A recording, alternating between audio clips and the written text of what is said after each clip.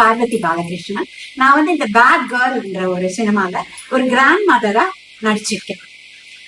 அது வந்து எனக்கு வந்து வர்ஷா காஸ்டிங் மூலமா இந்த ரோல் கிடைச்சது. அதே மாதிரி ஆஸ் அ கிராண்ட் மதர் நான் அந்த ரோலுக்கு என்னெல்லாம் பண்ணணுமோ அதை வந்து வர்ஷா பரத் டிரெக்டர் என்னை நல்லா கைட் பண்ணினாங்க. So all the credit goes to her. அதுக்கப்புறம் ஒரு ப்ரிவியூ ஷோ வந்து கமலா சினிமாஸ்ல நடந்தது. அதற்கு வந்து என்னுடைய ஃப்ரெண்டு நாராயணி ரவிக்குமார் என் கூட வந்தாங்க. அதை பார்த்தாங்க, அந்த சினிமாவை பார்த்து அவங்க வந்து என்னெல்லாம் அவங்களுடைய எண்ணங்களை நம்மிடம் கூற போகிறார். வாருங்கள், அவரை சந்திப்போம். ஹாய் பார்வதி, போங்கோ போங்கோ ஆத்து போங்கோ.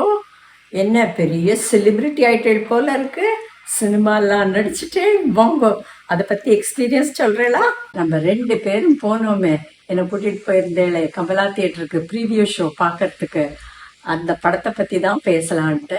அதில் நம்ம போன போது அதில் நடித்த ஹீரோயின், அம்மா கேரக்டர் பண்ண சாந்தி பிரியா மேடம், அப்புறம் வந்து டைரக்டர் வர்ஷா மேடம், அப்புறம் கேஸ்டிங் பண்ணின மாளவிகா, வர்ஷா கேஸ்டிங் எல்லாரும் வந்திருந்தா. எல்லாரையும் நம்ம பார்த்தோம்.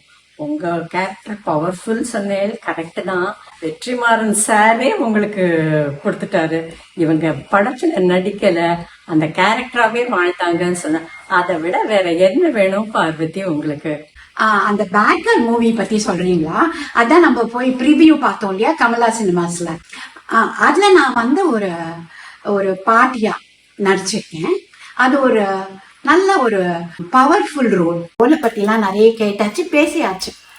இப்ப மத்தபடி இந்த சினிமால உங்களுக்கு என்ன பிடிச்சிருக்கு, அதை பத்தி சொல்லுங்க. கரெக்ட் தான் பார்வதி, உங்களை பத்தி எல்லாம் பேசியாச்சு. ஆனாலும் எனக்கு அதுல உங்களோட ஒரு சீன்ல எனக்கு ரொம்ப பிடிச்சது என்ன தெரியுமா? நீங்க கத்தினது அதெல்லாம் விடுங்கோ, அந்த ஒரு பெரிய ஸ்ட்ராங்கான ஒரு சிச்சுவேஷனை லைட் ஆக்கினது என்ன தெரியுமா? அம்மா வந்து பொண்ணுகிட்டேந்து எல்லாத்தையும் கேட்ஜெட்ஸ் எல்லாம் பிரிச்சு வச்சிருவா.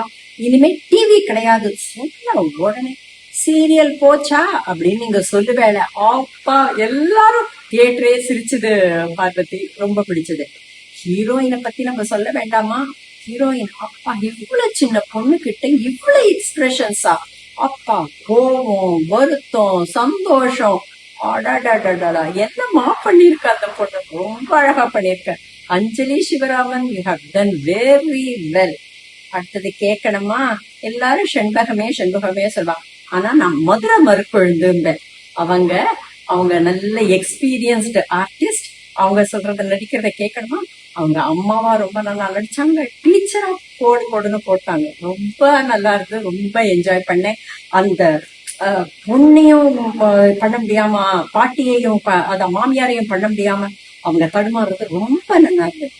அடுத்த கேரக்டர் ஃப்ரெண்டு. அப்பா அந்த செல்வி கேரக்டர் வாஸ் கிளாசிக். எல்லாருக்குமே ஒரு ஃப்ரெண்டு தேவை. அந்த ஃப்ரெண்டு வந்து அவளை நல்வழிப்படுத்த எவ்வளவு அவ மாட்டேன் சொன்னாலும் அவளை ஃபோர்ஸ் பண்ணி உங்க அம்மாவை நீ போய் லவ் பண்ண, அம்மாவை ஹக் பண்ணுன்னு சொன்னால. Enjoyed that. And the ending scene, அவ வந்து தனியா அம்மா கூட வேண்டாம், யாரும் வேண்டாம், நான் இவ்வளவு தப்பு பண்ணிட்டேன், இவ்வளவு பேட் கேர்ளா இருந்துட்டு அவளே நினைச்சாலும் என்னமோ தெரியல, டைரக்டருக்கு தான் தெரியும். சோ அவனா தனியா வரேன்னு தனி வீட்டுக்கு வரா. யாருமே அப்ப எனக்கெல்லாம் ரொம்ப வருத்தமா இருக்கும், தனியா வராளேன்னு. ஆனா அவ தனியா மேல ஏறி வரும்போது அவ ரொம்ப நாள் தேடி இருந்த அந்த பூனைக்குட்டி அங்க இருந்தது. அதை பார்த்தோன்னு ஐ வாஸ் சோ ஹாப்பி.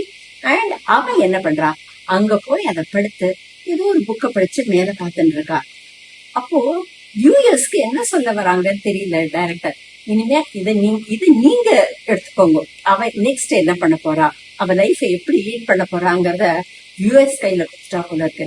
ஆனா நான் இப்ப சொன்ன ஒவ்வொரு சீன்லயும் the credit goes to Varsha Bharath. அவங்கதான் ஹேட்ஸ் ஆஃப் டு ஹர். என்ன அழகா சின்ன பொண்ணு, என் பொண்ணு மாதிரி இல்லை, என் பேட்டி சொல்லலாமோ தெரியல, அவ்வளவு அழகா பண்ணிருக்க. Hats off to Varsha. Thank you Parvathi. Narayani, நீங்க சொன்னது கரெக்ட். நான் என்னோட ரோலை வந்து ரொம்ப என்ஜாய் பண்ணினேன்.